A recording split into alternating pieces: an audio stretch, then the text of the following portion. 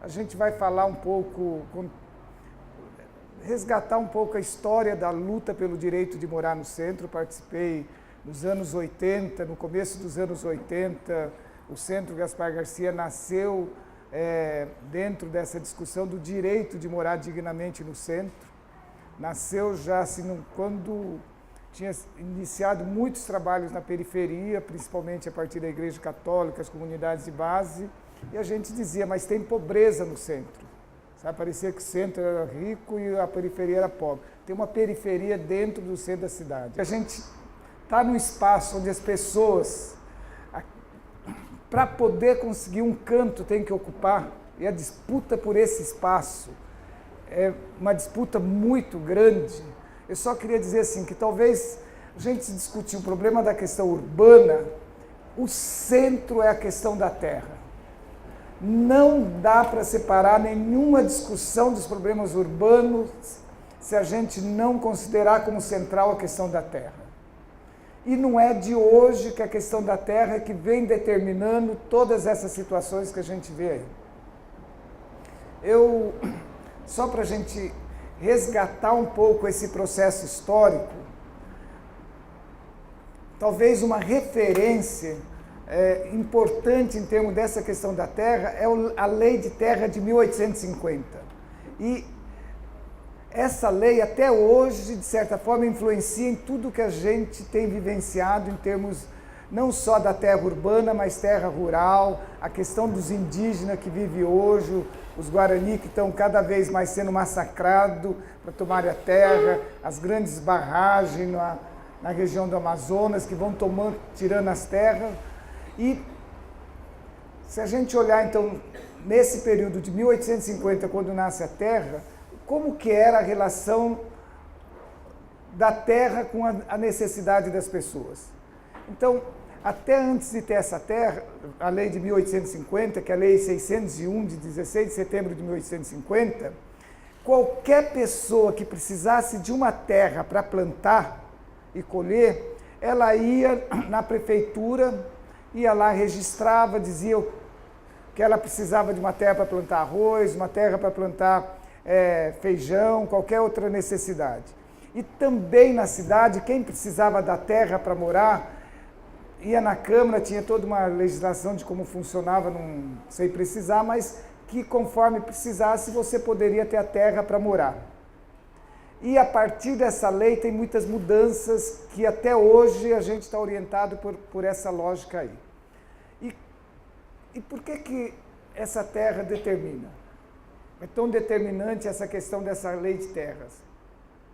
Até então nós temos histórico de mais de 300 anos de escravidão. E quando começa todo o debate, a pressão internacional, a discussão no Brasil, as mobilizações, as lutas populares contra a questão da escravidão, os grandes latifundiários começam a pensar o quê? Se tiver a libertação dos escravos, nós estamos ferrados. Por quê? Terra sozinha não produz nada.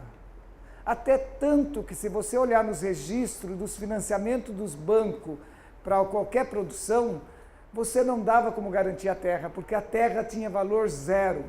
Quem tinha valor era a mão de obra. Você oferecia para o banco, olha, como comprovação, eu tenho 10 escravos jovens, então você pode financiar tanto. Eu tenho 5 escravos mais velhos, então você tem o potencial de financiar tanto.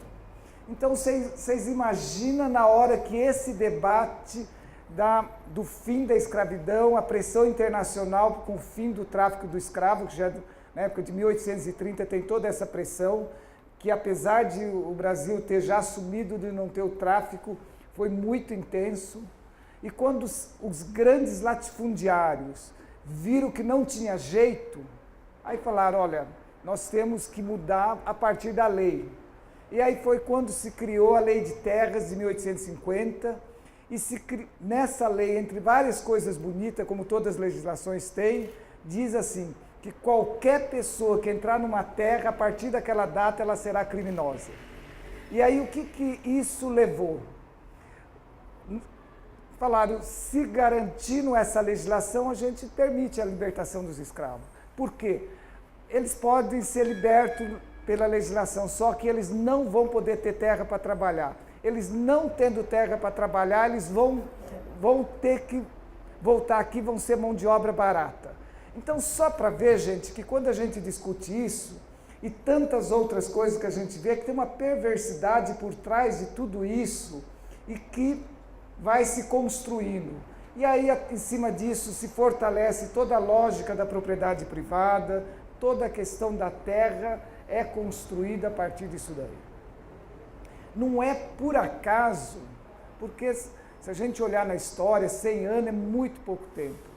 Não é por acaso que nós tivemos um processo de urbanização sem igual no mundo, talvez a China agora esteja próximo disso daí, um país com mais de 8 milhões de terras, todas férteis, o Brasil, e nós temos 85% da população vivendo na cidade. Então, isso não é compreensível em qualquer lugar. Nós temos mais gente na cidade do que os países da Europa, que os Estados Unidos e lugares que não têm terra.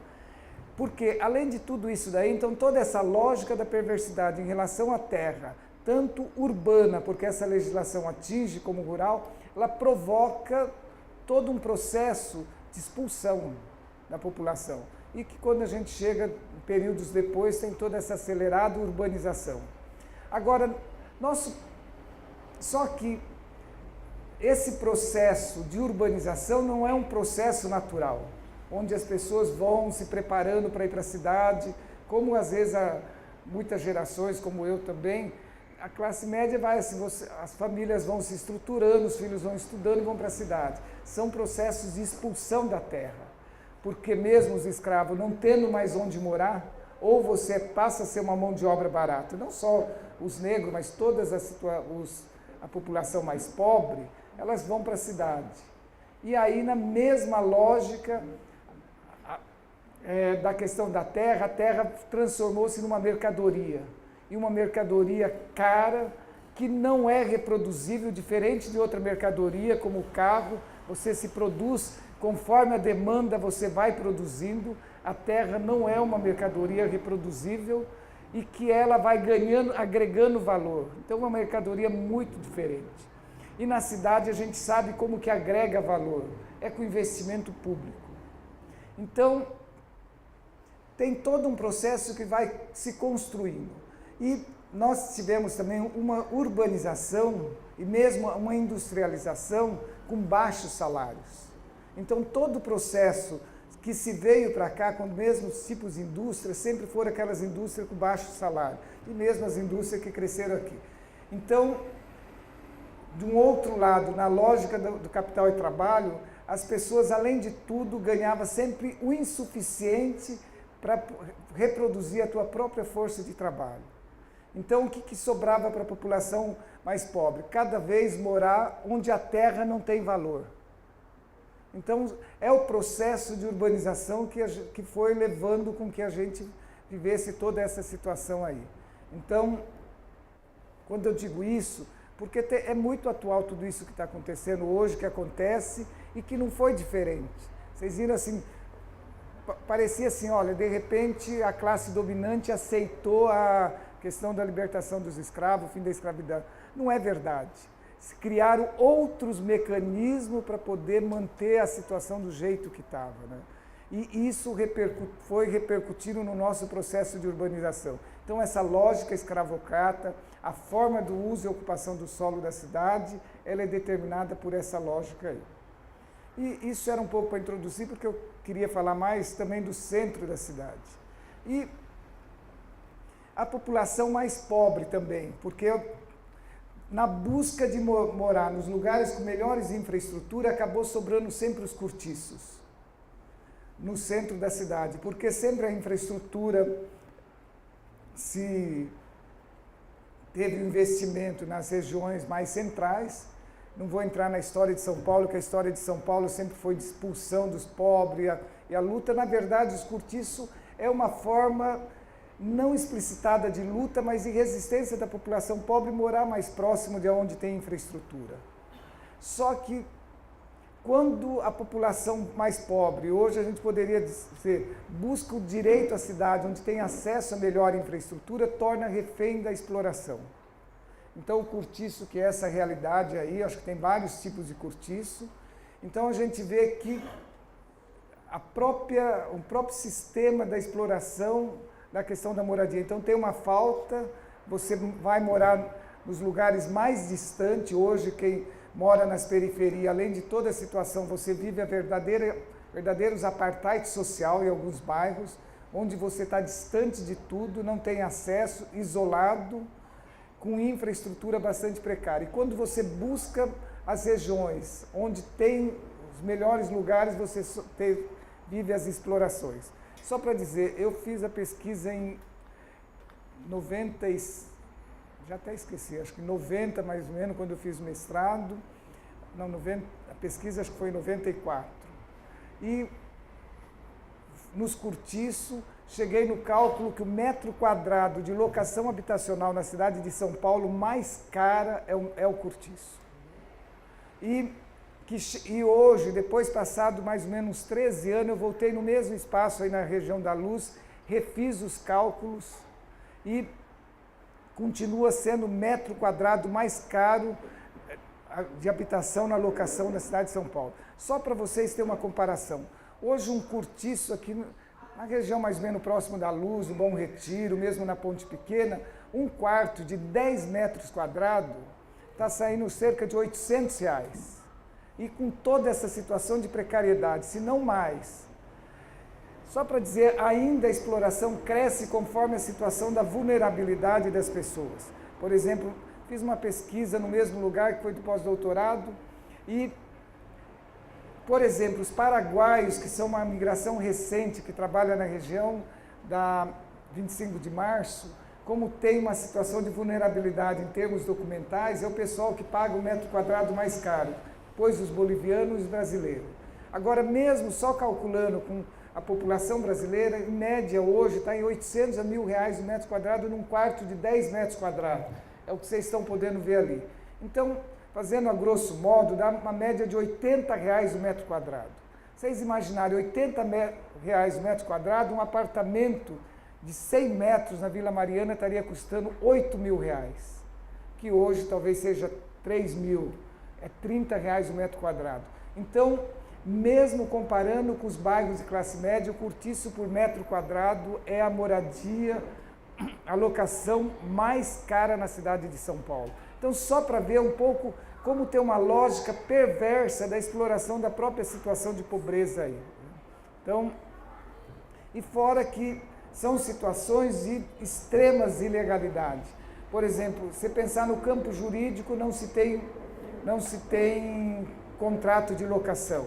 Se pensar em termos de habitabilidade, em geral não tem janela, o espaço é muito limitado e também no aspecto social, vocês vão encontrar num quarto onde no beliche dormem os pais, em cima a criança, então só falta de privacidade de todo esse ambiente e você pagando muito caro, para quê? Para poder morar às vezes mais perto do emprego e ter alguns acessos. Eu tenho bastante dados de como também, aonde trabalham essas pessoas, tudo isso daí, só para ver como nós temos uma lógica constituída na cidade, que é a lógica perversa da exploração também, né? E mesmo estudando o cortiço, depois eu fiz uma pesquisa que eu falei para vocês, da relação das condições de moradia, como que ela repercute na vida das pessoas. Por exemplo, em todos os levantamentos, eu estudei essa escola Duque de Caxias, na Baixada Fluminense, onde a grande maioria mora nos cortiços. No Glicério, na Baixada do Glicério. Falei, o colégio chama Duque de Caxias, na Baixada do Glicério. Então, o que a gente pôde perceber? Não vou entrar na metodologia da pesquisa, mas assim, que às vezes a chance, toda a população que estuda naquele colégio tem baixa renda. Alguns ainda moram em kitnet ou mesmo em algumas casas unifamiliares. Que a chance de uma criança ser reprovada, a relação da quarta série que eu fiz pesquisa é 4 vezes aquelas crianças que moram no cortiço, tinha chance de 4 vezes mais serem reprovadas, que a quarta série na escola municipal é o ano que reprova, de ser reprovada. Então você via, conforme aumentava a falta de habitabilidade, aumentava as crianças que estavam sendo reprovadas. Olhando os anos anteriores, as crianças reprovadas, 67% dos 2 anos eram os que moravam em cortiço. E quase todas na mesma faixa. Então, só para ver, muitas vezes, não é só questão de morar mal. Essa questão, ela influencia e determina a condições de vida, o futuro dessas crianças. E fora toda a questão da evasão também. Por exemplo, aqui nesse colégio aí, uma professora que dava aula na Brasilândia aí, ela dizia, na Brasilândia as crianças conhecem o que é pobreza, aqui as crianças conhecem o que é desigualdade e isso faz muita diferença na vida delas, porque elas sabem o que poderia ter e não tem. Tanto que a evasão, quando eu fiz a pesquisa, chegava a 40% numa escola a 500 metros da Praça da Sé e a 1.000 e poucos metros da Paulista. Só para ver assim, que ao mesmo tempo muitas vezes saía aqueles debates no Fantástico, mostrando as escolas no interior do Maranhão e do Piauí, enquanto no maior centro econômico do país tem uma evasão muito grande. Então, assim, só para dizer, e todos os professores têm curso universitário, tinham ali. Então, só para ver como essa situação de precariedade, ela gera uma reprodução da pobreza. E também toda a questão da segregação. A gente falou rapidamente da questão da segregação, tanto territorial, dos apartheid social, mas a segregação de quem mora na situação de precariedade. É tão profunda, muitas vezes, você crescer e viver em ambientes tão segregados, onde você passa 24 horas, a próprio ambiente dizendo que você é menos, você é precário, e tudo isso como repercute. Eu estou só dizendo isso em termos de como a segregação, ela é muito mais profunda porque ela perpassa por dentro da pessoa. Eu, fazendo a pesquisa depois com crianças que já tinham morado em cortiço e tinham sido atendido num conjunto habitacional ali da CDHU no Brás, uma menina que na época estava com 13 para 14 anos, ela morou muitos anos ali no cortiço, na rua do Canindé, acho que a Luciana até, que foi advogada há muito tempo do Gaspar, acompanhou. E perguntando para a menina assim, o que mudou para você agora que você mora num apartamento e tem um seu quarto e quando você morava no cortiço? Ela pensou e ela disse assim, quando eu morava no cortiço, eu pensava que eu era burrinha. Agora que eu moro aqui, eu sei que eu posso fazer uma faculdade. Só para a gente, assim, quando a gente discute a segregação, ela é muito mais profunda, não é só territorial, não é só questão de acesso, e não é só estar perto dos equipamentos culturais e sociais. Porque a construção da segregação, ela é uma construção de um processo que criam linhas e limites que determinam a vida da pessoa. Num período que a gente trabalhava também com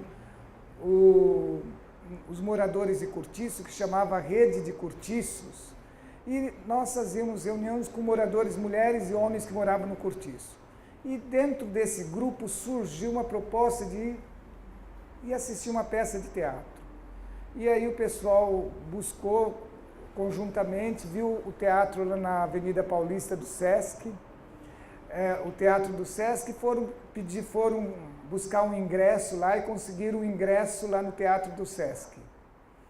E aí foi muito interessante que várias mulheres do cortiço foram, num sábado à noite, homens do cortiço, todo mundo arrumou muito, toda uma preparação.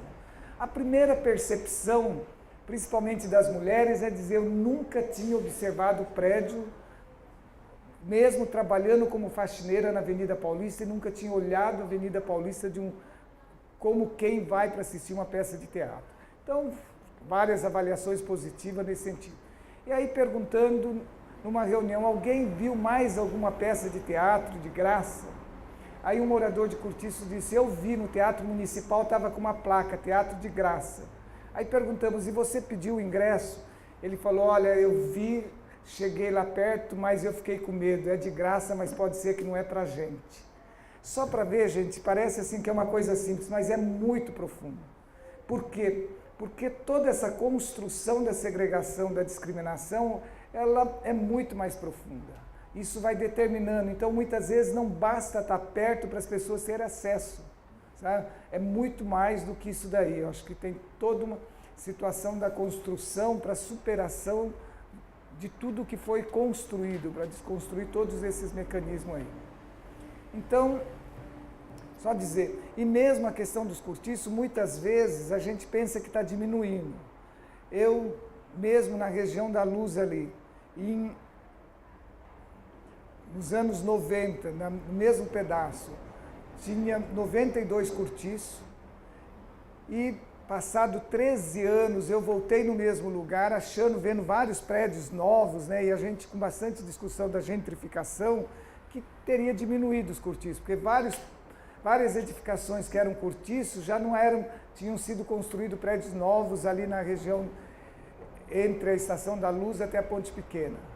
E aí na hora que você começa a fazer pesquisa em lugar por lugar, vários sobre loja, você entrando descobre que foram divididos em vários quartinhos, então em vez de diminuir, tinha aumentado de 92 para 104 cortiços no mesmo espaço.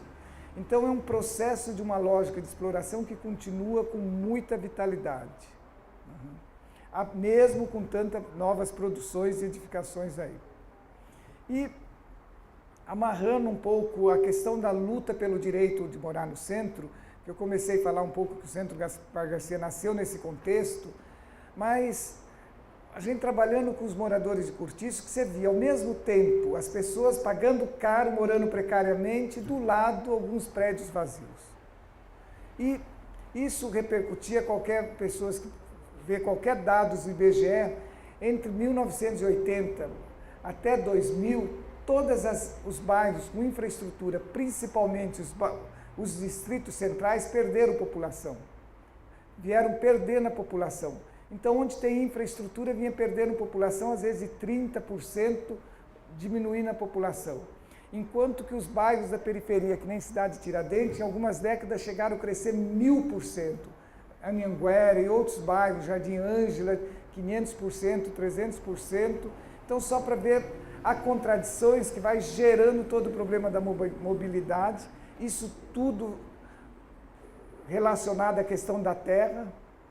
E então começa a se perceber, ao mesmo tempo que um trabalhador se perde muitas horas, e quando entre a locomoção da moradia para o trabalho, ou mesmo quando quer vir para o médico, porque mesmo hoje 60% dos leitos está nos 7 distritos e os hospitais nos 7 distritos centrais. Se vocês verem também a questão do trabalho, ainda hoje, os 5, 6 distritos têm 60%, 70% dos trabalhos formais na cidade de São Paulo, mesmo as informais. Então tem toda uma lógica de distribuição que vai contra todo o processo de mobilidade, mas que custa muito caro na vida das pessoas. Então nesse processo das pessoas perceberem que morava no cortiço pagando muito caro, do lado vazio, e quando se tinha alguma política habitacional para atender a população mais pobre, sempre era na periferia, onde a terra não tinha valor. Então, toda a produção dos grandes conjuntos habitacionais, isso daí. Então, nesse momento, inicia a discussão, por que a gente não pode morar no centro?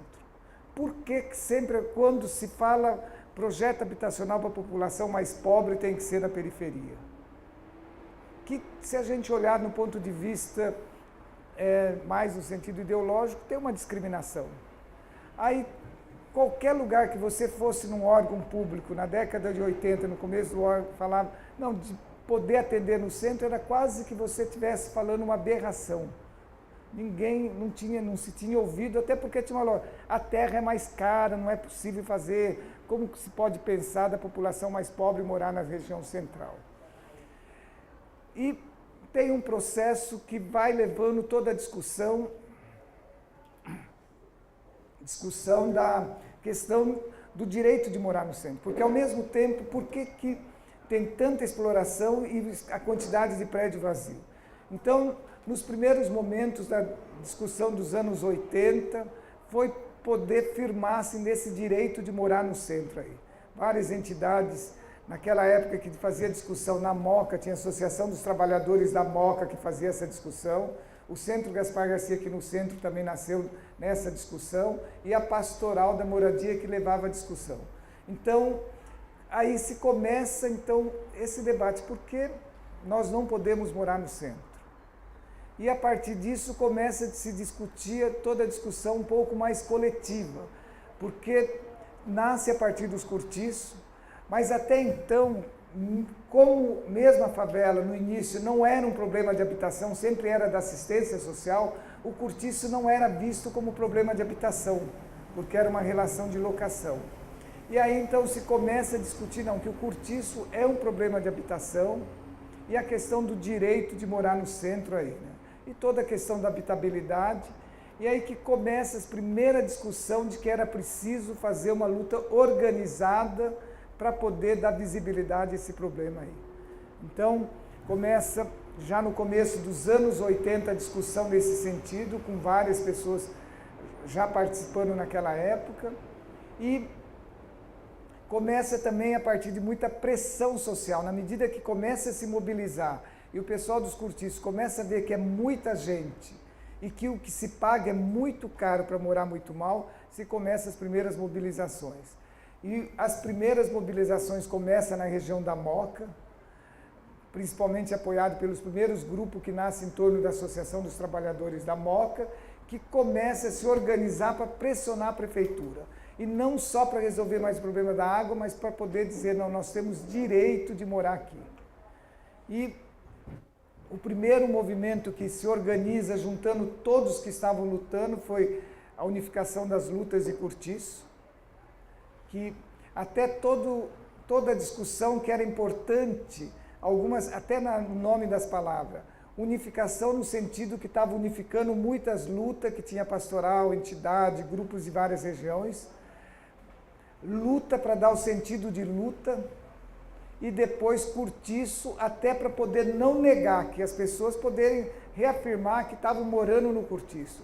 A mesma forma que tinha tido o processo das organizações, das lutas pela favela, que nasceu o Movimento Unificado de Favela, o Movimento de Defesa de Favela, era importante também afirmar como moradores de cortiço. Então se nasce o primeiro movimento que juntou todos que atuavam nessa área do centro da cidade e também já na discussão do direito de morar no centro da cidade aí. E nesse processo também, só para ver que na hora que a gente faz análise do nome dos movimentos, a gente vai percebendo como a própria luta e a história que vai dando uma caracterização. O outro movimento depois da ULC foi Fórum dos Cortiços e Sem Teto. A Carmen acho que já fazia parte, né? A Carmen que coordena aqui, a ocupação aqui. Que a Verônica, né, coordenava. Mas a ideia de manter fórum, que era a ideia de comunificação dos cortiços, também a mesma lógica que foi muito debatido de não negar o nome cortiço, e Sem Teto, que era uma coisa nova, como tinha iniciado a luta do Sem Terra, de pôr sem teto também, dizer que nós somos pessoas que não temos teto. E aí depois do fórum se desdobra, e da ULC, no MMC e o MSTC. Aí aparece nos dois novos movimentos, então já nasce um sentido de movimentos dos sem tetos do centro. O MMC já põe o nome centro, e o MSTC também dos trabalhadores do centro, afirmando que quem está aqui lutando são trabalhadores. Então tem todo um processo afirmativo de mostrar a questão da luta, e mesmo os outros que vão nascer no MSTRC, depois todos com movimento e também reafirmando a questão da luta do direito de morar no centro da cidade. Então tem um processo das lutas, só que tudo isso tem um processo, é lógico, isso é tudo misturado. Na gestão da Luísa Erundina, se começa a discutir, tem um avanço na discussão da questão de morar no centro, de fazer conjuntos habitacionais onde tem o cortiço. Então, tem o primeiro ali na Celso Garcia, o Casarão, e também na Madre de Deus, onde era cortiço.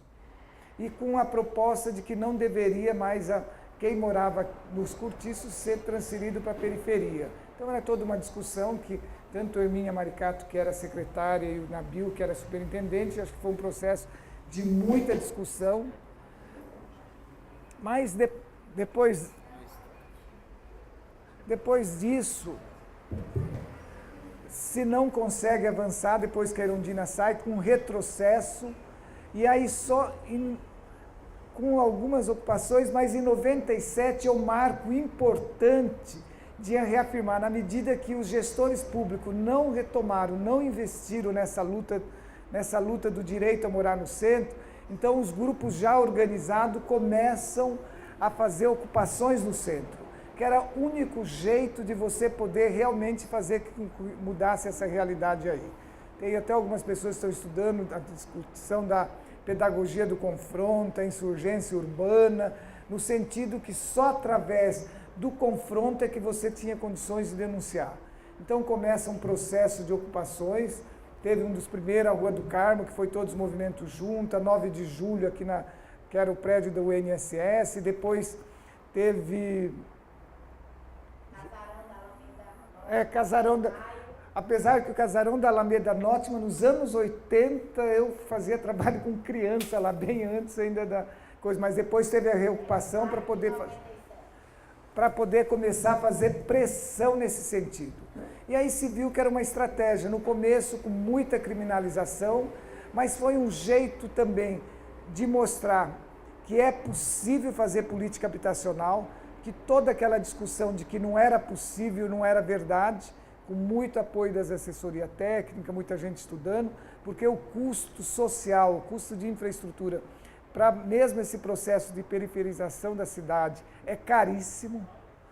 Então, de lá para cá, eu acho que houve organizações de muitos grupos e movimentos que começaram a mostrar o direito à cidade, porque você morar no centro, pelo menos você está mais perto e favorece ter acesso. Não é suficiente morar perto para que tenha acesso, como a gente já falou no começo aqui, né? Então, eu trouxe aqui um pouco alguns exemplos e trazendo um pouco essa luta histórica aqui, né?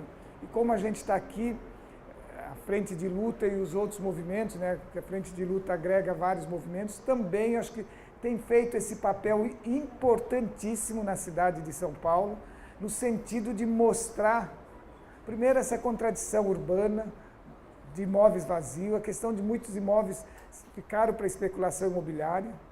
Se só pensar, por exemplo, a Prestes Maia é um exemplo da maior contradição. O prédio da Prestes Maia que está ocupado, né, agora não é MSTC, Movimento de Luta por Justiça. Ali o prédio, o proprietário comprou num leilão há mais de 20 e poucos anos, nunca pagou imposto, não pagou nada e esperando valorizar. E mesmo agora conseguiu vender, ainda ganhando dinheiro aí, a prefeitura desapropriou. Só para ver que tem uma lógica de gente que utiliza disso para ganhar. Então a forma de poder denunciar e pressionar e fazer com que tenha política habitacional tem sido essa estratégia dos movimentos no centro da cidade, né? E que tem avançado.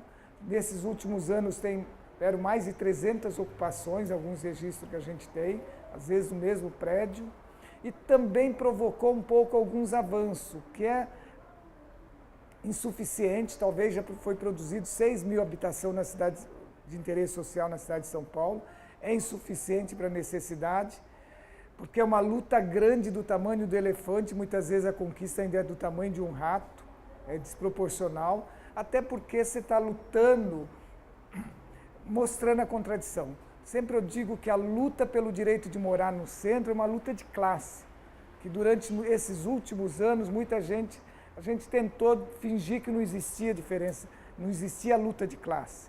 E hoje acho que o próprio processo que a gente está vivendo, que não existe isso. Não existe amenização de classe, sem você mostrar que tem as contradições e enfrentar as disputas que está aí. Então, pessoal, de forma geral, quis fazer mais um resgate da história aí, talvez a gente possa conversar um pouco aí, tá? Obrigado. Acho que era isso para começar.